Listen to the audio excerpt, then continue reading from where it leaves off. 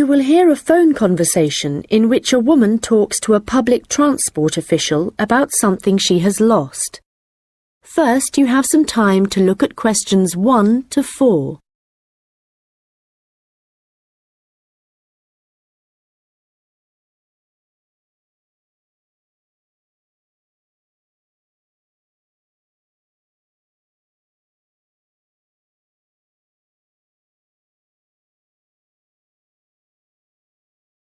Hello, City Transport Lost Property. How can I help you? Oh, hello. Yes, I'm calling about a suitcase I lost yesterday. I don't suppose I'll get it back, but I thought I'd try. Well, some people do hand lost items in, so you might be lucky. Let's put the details into the computer. OK. Right, so let's start with a description of the suitcase. OK, well, it's small, and it's the type you can pull along on wheels. How about the colour? Yes, it's black, but not exactly plain black. It has some narrow stripes down it, sort of grey. Actually, no, they're white, now I think about it. OK, I'll just add that information. Now, were there any items inside it? Yes, I had a big bunch of keys in there.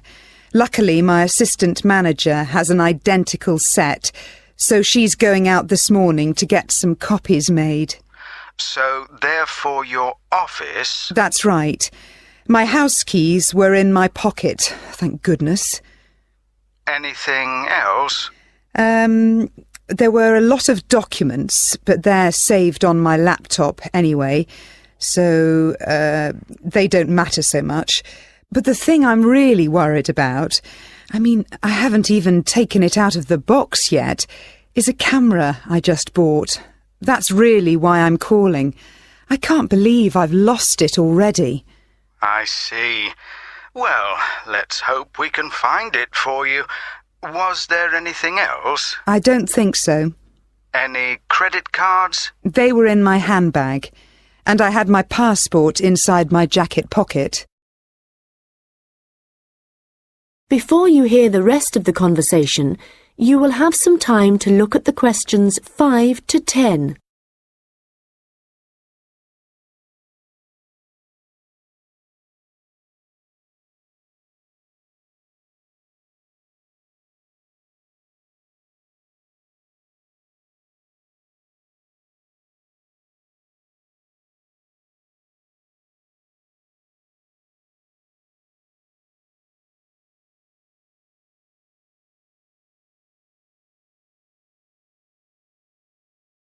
Now listen and answer questions 5 to 10.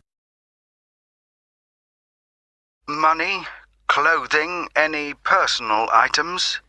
Let me think. I had an umbrella. It was black. No, blue. But obviously that isn't as important as the other things. No, but it all helps us identify your property and get it back to you. Anyway, I just need to ask you for some basic details about your journey. So it was yesterday, was it? That's right. In the afternoon. Around 2 p.m, maybe 2:30. OK, so that'd be May the 13th. Yes. I was heading to Highbury. That's where I live. All right, and you mentioned a passport, I think. So you were coming from the airport, I presume? Yes, and I was looking forward to getting home so much, and what with being tired and everything, I think that's why I just forgot about the case. And how were you travelling when you lost your property? What kind of transport were you using? I thought about getting the train, but that would have meant a bus journey as well, and I couldn't be bothered. So I decided to take a taxi eventually. That's where I must have left it. Well, that's good news in a way. It's more likely that a driver would have found it and handed it in. I hope so. Well, I need your personal details now. Can I have your full name, please? Yes, it's Lisa Docherty. I'll spell that for you. It's Docherty. Thank you. And next, if I could have your address, the best address to send you the property if we manage to locate it. Sure. It's number 15A, River Road. And that's Highbury, as I said. Thank you. Just a moment. There's just one final thing. That's your phone number. I guess my mobile would be best. Hang on. I can never remember my own number. OK, I've got it. It's 07979 605 437. Very well. I think that's everything we need at this end. I'll have a look at the data on... That is the end of section 1. You now have half a minute to check your answers.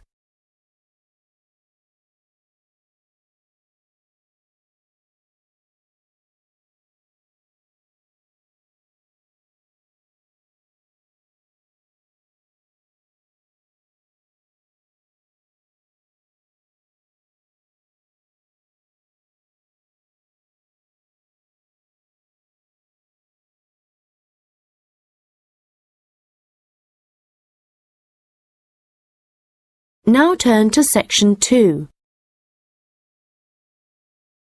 Recording 56. You will hear a tourist information officer explaining local walks to visitors. First, you have some time to look at questions 11 to 15.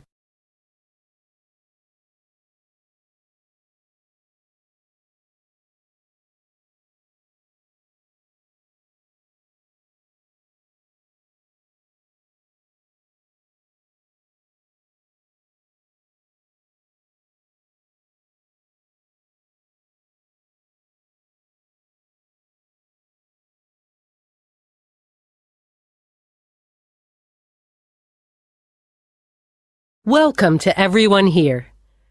I hope you enjoy your stay in our village and enjoy the local scenery. I'll tell you a bit about the forest and mountain tracks in a minute, but first, I'll just give you an idea of where everything is in the village.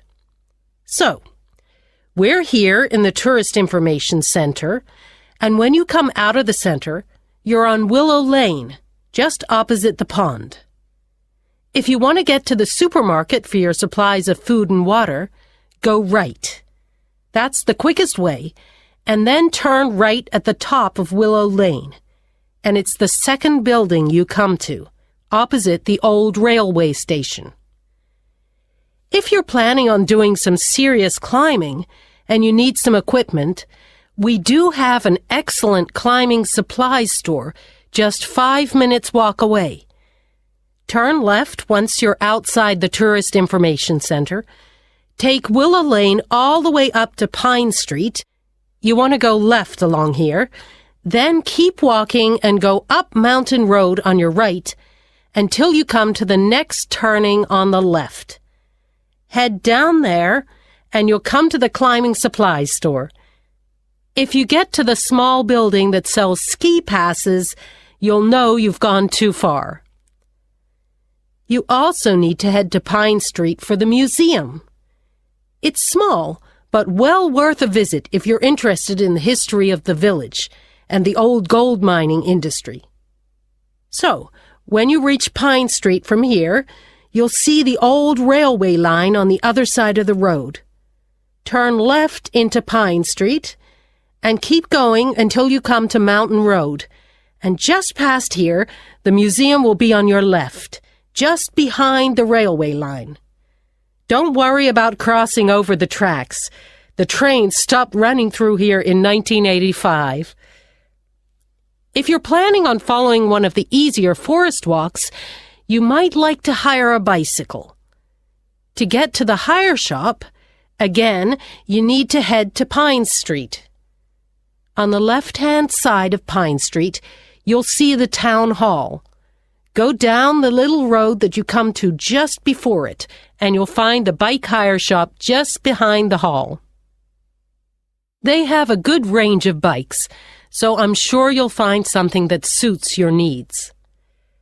Last but not least, if you're hungry after a long day's trek, I can recommend our local cafe. Again, when you leave the Tourist Information Center, turn right and follow Willow Lane until it joins Pine Street. And right opposite, on the far side of the railway tracks, is the cafe. Before you hear the rest of the conversation, you will have some time to look at the questions 16 to 20.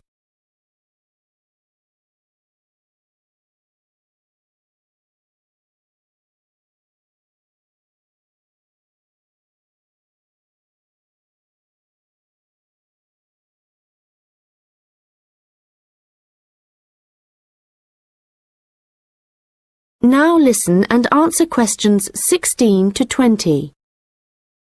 Okay, let me tell you a little bit about the different tracks we have here.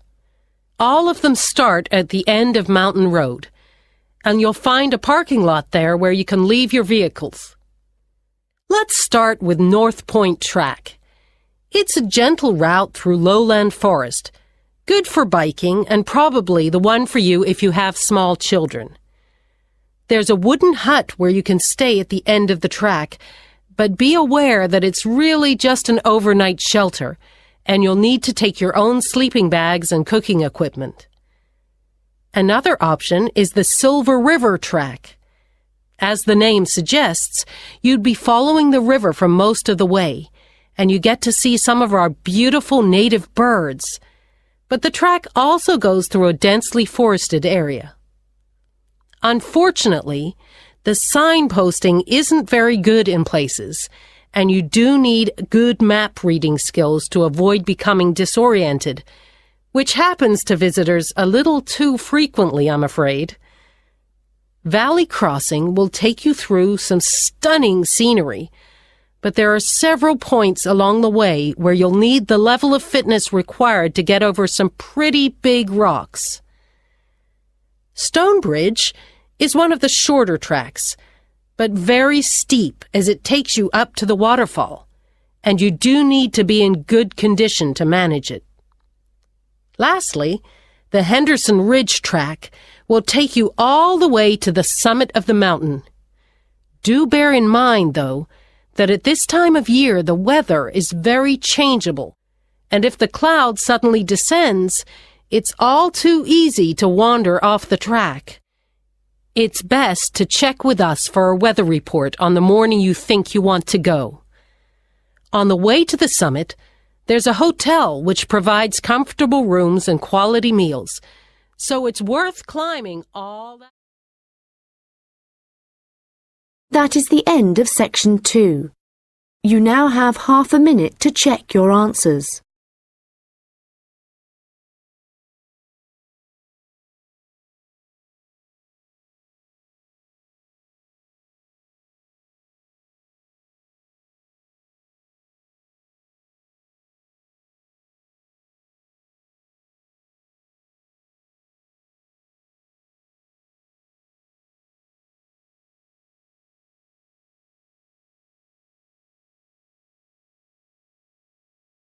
Now turn to section 3. Recording 57. You will hear a student discussing his case study with his tutor. First, you have some time to look at questions 21 to 25.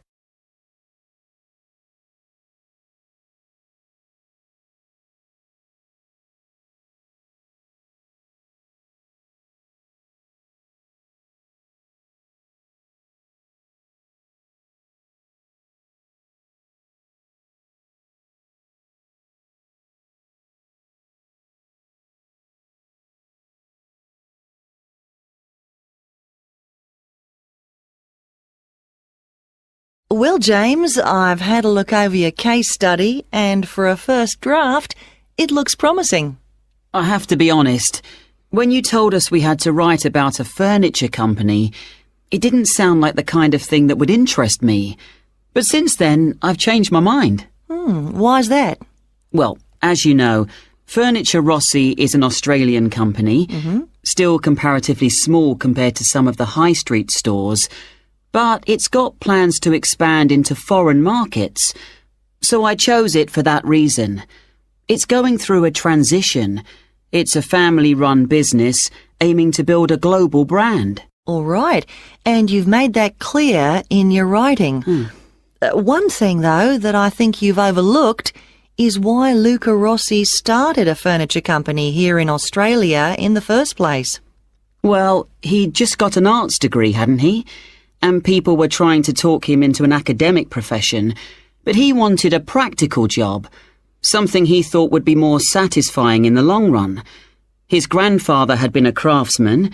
He'd made furniture in Italy, and he'd passed this skill on to Luca's father. And, well, Luca thought he'd like to continue the tradition. Yes, that was the motivation behind his decision. And what was it, do you think, that gave Furniture Rossi a competitive edge over other furniture companies? I wouldn't think it was price. It's always been at the higher end of the market. But according to my research, it was to do with the attitude of the employees. They were really focused on giving good customer service. Yes, Luca Rossi insisted on that.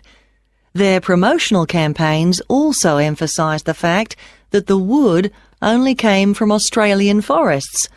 But that was the case with their rivals too, so it wouldn't have made them stand out. OK, we'll have a careful look at the content of your case study in a minute, but I just want to make a general comment first before you start writing your second draft. OK. Yes, what I'd like to see more of is your opinion. A bit more critical thinking rather than the bare facts. But it's good to see you've been careful with your referencing this time. Thanks. And I read and reread my work, so I'm pretty sure there aren't any errors with the language. Yes, it's fine. Oh, but there's one other thing I could probably mention at this point. Yes? Well, at the end of term, you'll also be giving a presentation, also on Furniture Rossi. Yes. I haven't given it much thought yet. Understandably, but while you're writing the case study, I'd recommend you think about what kind of information would be suitable to use in your presentation. Remember, the last time you gave a presentation on a company, you spent a considerable part of the time providing the audience with financial data. But they probably needed to hear more about company strategy. Yes. I did concentrate rather too much on the figures. I'll make sure there's a balance this time. Good.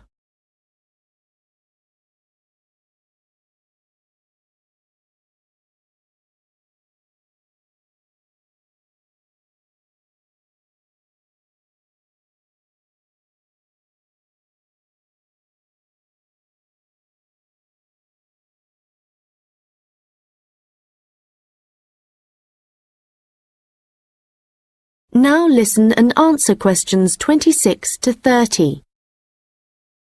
OK, so let's just think about the content of your case study, the history of Furniture Rossi. I see here in paragraph 4, you're talking about how Luca Rossi raised the capital for his new business venture. And then you're talking about the customer base growing much wider. But what was it that prompted this growth? Well, that was to do with the quality of the furniture products that the company was selling. People loved that it was all handmade and would last. And because demand from customers kept growing? Well, then Rossi needed to take on more craftsmen, so they could make sure the orders were ready on time. And then he also had to set up 2 new warehouses to make distribution quicker. Yes, and from there, the company really grew. But think what happened next. They started looking at ways to increase their profits and called in a consultant. And what he saw immediately was that the infrastructure was completely outdated. They were paying 3 full-time admin staff just for data entry.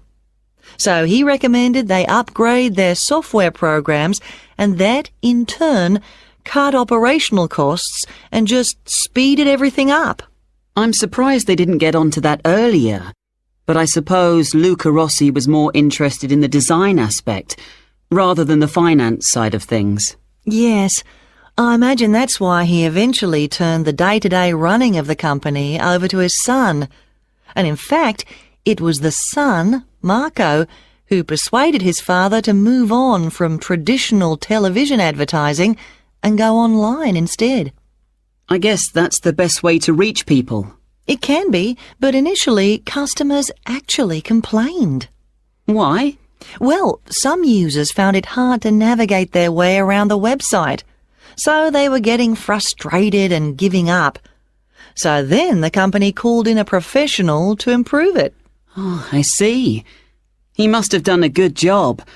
They've had a continuous 3-year rise in revenue, so things must be going well. Indeed. And what of the future? Well, I probably need to talk about this a bit more in the concluding paragraphs, don't I? Consumers are already aware of the quality of the furniture, that's for sure. But I think the company is aiming to publicise their values. The fact that they have respect for beauty, durability and functionality, and the environment. A lot of companies are already... That is the end of section 3. You now have half a minute to check your answers.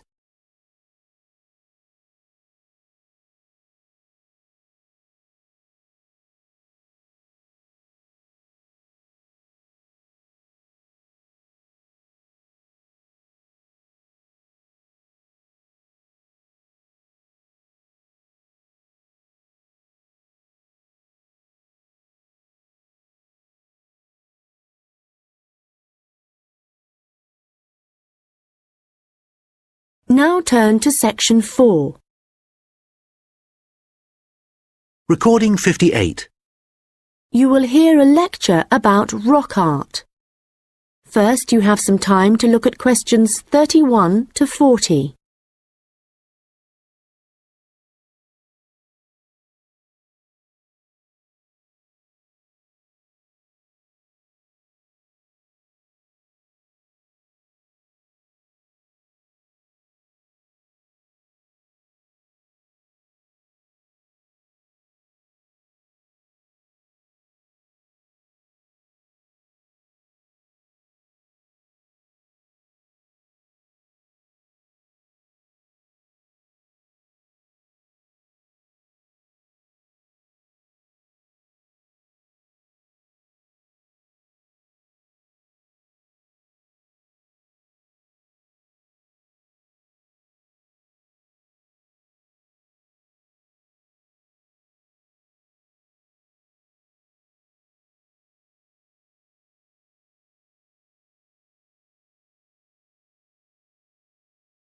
Now listen carefully and answer questions 31 to 40.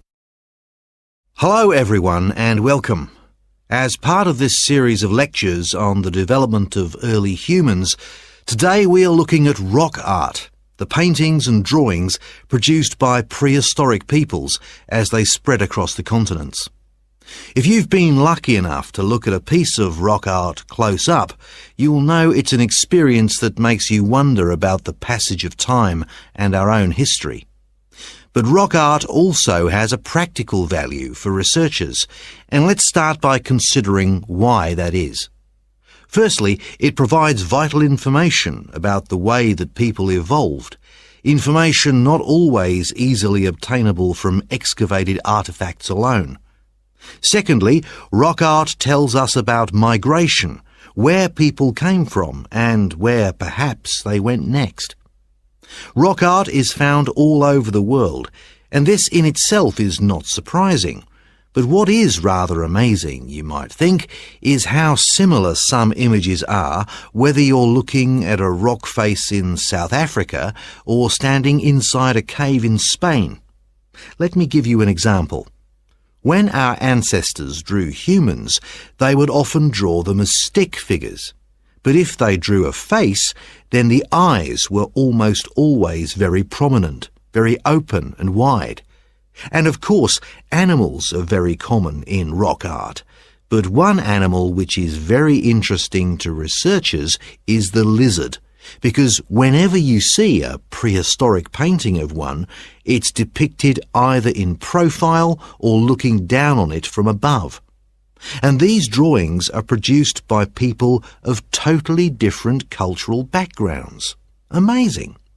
But how can this be the case, that similar artistic styles exist in such distant locations? In the past, archaeologists believed that trade must have brought people together, and that it gave them the opportunity to observe each other's culture, including art styles. But this didn't prove to be the case. Recently, researchers have come up with a new theory. They believe that the brains of our ancestors evolved to notice certain images before others, and this was important, actually essential, because in an environment full of constant danger, it was necessary for survival. So the need to quickly recognize things that could be helpful or harmful could have had a great influence on rock art and explain why some images are more common across cultures than others. Later on, there would have been other reasons why communities produced art, certainly for spiritual and social purposes, and no doubt for political ones too, as different tribes looked for allies and struggled against their enemies. Well, as I said before, you can find rock art all over the world, but I'd like to focus now on the rock art of the Aboriginal people of Australia. The images that survive in this part of the world span at least 20,000 years. In fact, the Aborigines were still practicing this art form in the late 18th century when the Europeans began to arrive, and certain images point to the contact between them. For example, the Aborigines began to draw ships which they would have seen along the coast. It's hard for us to imagine what they must have thought when these first began to appear. Another image that is evidence of European arrival is that of horses, an animal that would have been very alien to the Australian landscape. It isn't actually known how many sites there are across Australia where rock art can be found, but unfortunately we do know that much of the art is being lost to us. Erosion, of course, is one of the key reasons for its destruction, but human activity is also increasingly responsible. Since the 1960s, industry alone has destroyed around an estimated 10,000 pieces of art. At this rate, in 50 years, half of all Australian rock art could have disappeared for good. Vandalism is sadly another factor, and although most people, I believe, would wish to preserve this art, I'm afraid that tourism is another reason why the art is disappearing. In some cases, the art is damaged when people